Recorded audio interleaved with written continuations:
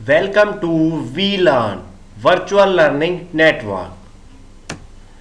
Welcome to the fifth session of Advanced Communication Network, Part 1. The topics covered are mobility management in mobile networks. In that, we cover hands off and registration. And the second topic will be traffic routing in wireless networks. First of all, mobility management in mobile networks. The real strength of wireless network is in providing a user the freedom to move around. Means wireless mobile network के through हम कहीं भी travel कर सकते हैं या कहीं भी मूव कर सकते हैं, क्योंकि ये एक वायरलेस नेटवर्क होता है जिसमें हमें किसी भी वायर को अटैच नहीं करना होता है. The challenges of designing such a network is in allowing mobility with efficiency. Main challenge जो होता है मोबाइल नेटवर्क में मीन्स वायरलेस नेटवर्क में वो होता है एफिशिएंसी को अचीव करना. Mobility management deals with registration of legitimate users, their roaming records and transferring a call from one base station to another without interruption when the user moves closer to another base station. Mobility management में जितने भी users होते हैं वो लेगिमेटेड users होते हैं. Means उनका पहले रजिस्ट्रेशन किया जाता है, उनके रोमिंग रिकॉर्ड्स को मेंटेन किया जाता है और उनके कॉल को मैनेज किया जाता है.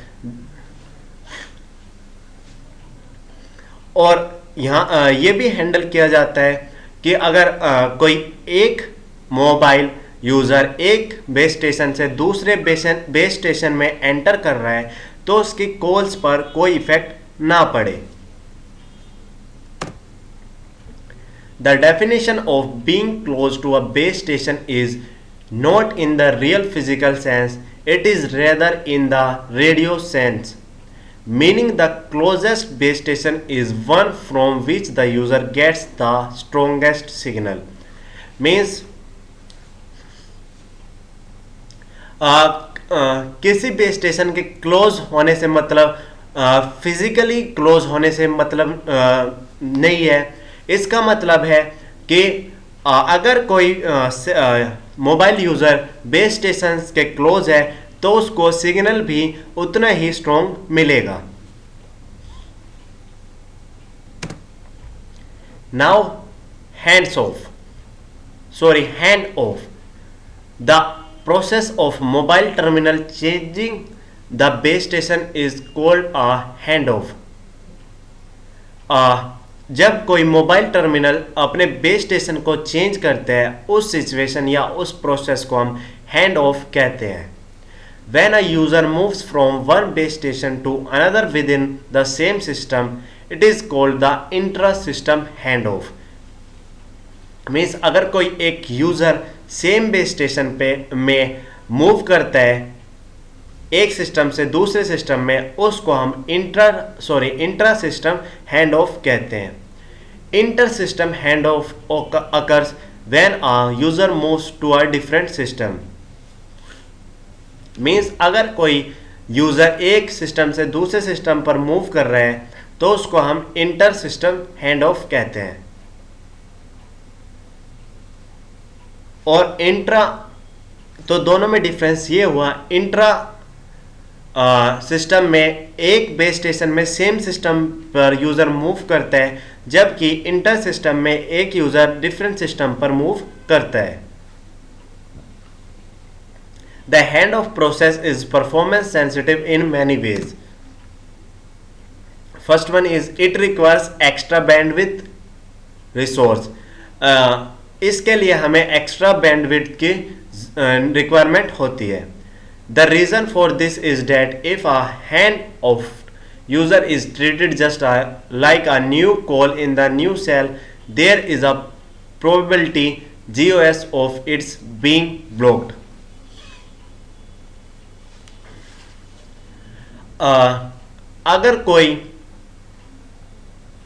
हैंड ऑफ यूजर अगर ऐसे ट्रीट किया जाता है जैसे कि वो न्यू कॉल कर रहा है एक न्यू सेल में, तो उसके ब्लॉक होने की प्रोबेबिलिटी इंक्रीज हो जाती है, जिसको हम GOS कहते हैं। Even though there is an equal probability of being blocked when the user originated the call, it is more annoying to be cut off while in communication. If extra resources are allocated to hand-off calls, the annoyance of being dropped could be reduced. अगर हम extra resources का use करते हैं hand of calls के लिए, तो dropped could be reduced, means तो dropped reduce हो सकता है अगर हम एक्स्ट्रा रिसोर्सेज का यूज करते हैं हैंड ऑफ कॉल्स के लिए। However, the system is necessary for many reasons. Registration necessary होता है डिफरेंट यूजर्स का डिफरेंट रीजन से। Firstly, in order to prevent unauthorized use of system, and secondly to keep track of the user for routing the incoming calls. First reason ये है कि unauthorised user हमारे system को use ना कर सके, और सेकंड रीजन ये है कि हम रिकॉर्ड मेंटेन कर सकें कि यूजर के राउटिंग का जो कि इनकमिंग कॉल के थ्रू हो रही है। Usually, two databases are used by MSA for this purpose.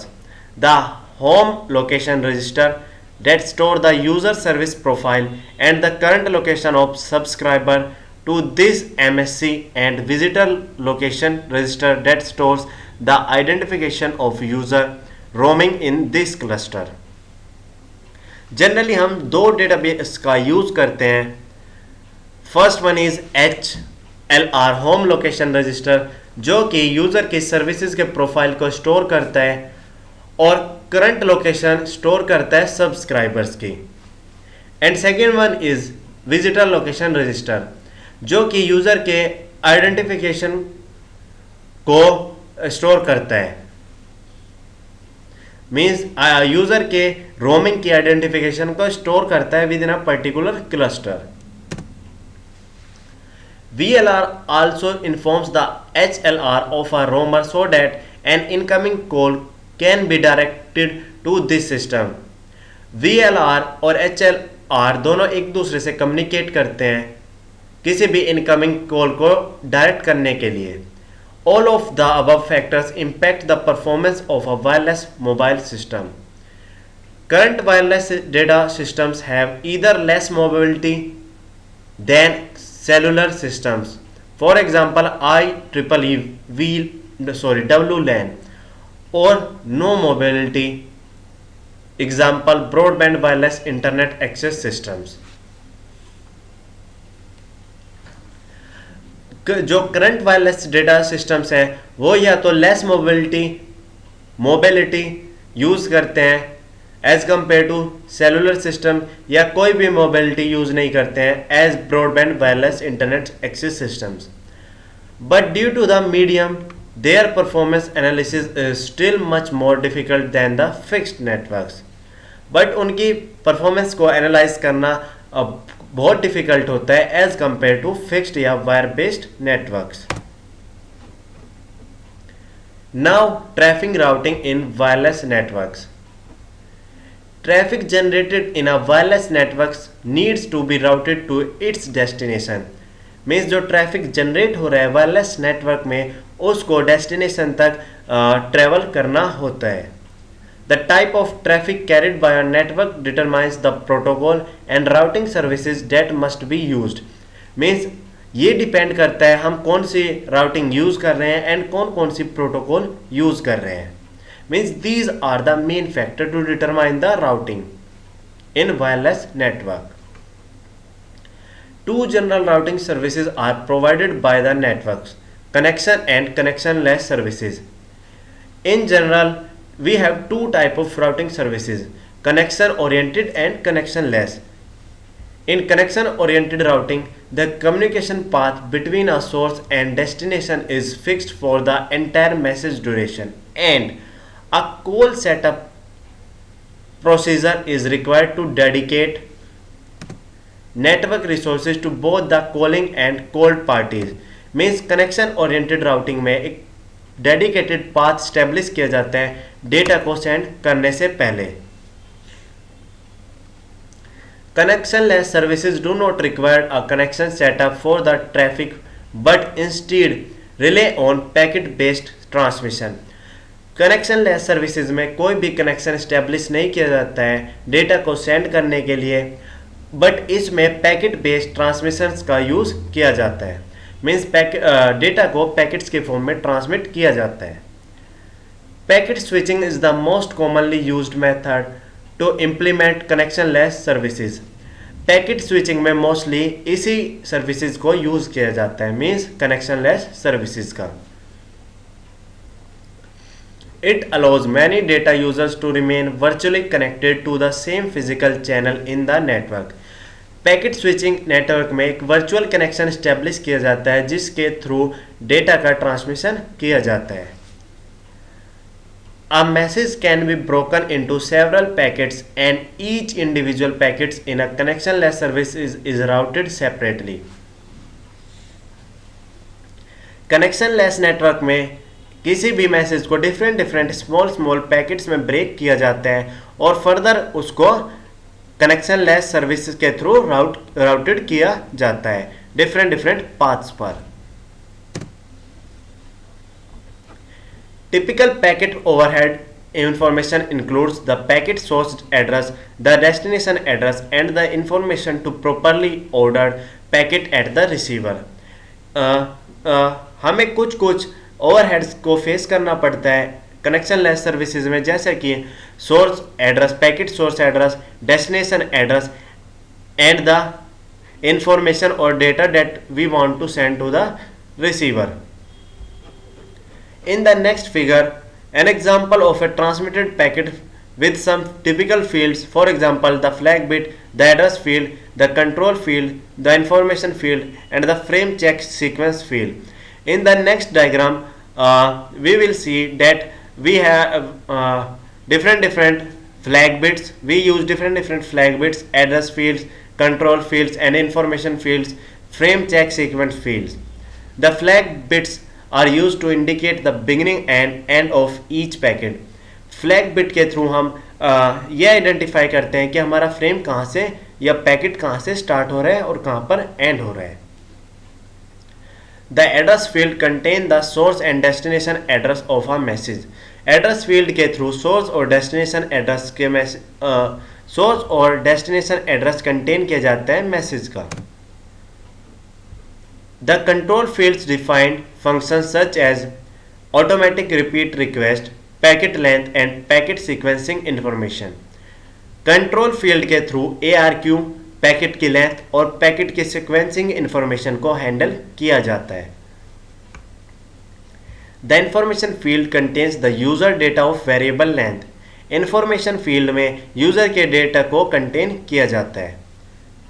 The final field is the The final field is the frame check sequence FCS field or the cyclic redundancy check CRC for error detection and or correction. Final field में CRC या FCS का use किया जाता है error को detect या उसको correct करने के लिए. Like this we have different fields: flag field, address field, control field, payload field and frame check sequence. We have a diagram also based, these are base stations. This is HLR, VLR, MSC and ISDN. So like this traffic is routed in wireless network. This is the end of part 1 of 5th session. We will cover the next topics in the next part of this session. Thank you. Happy learning, we learning.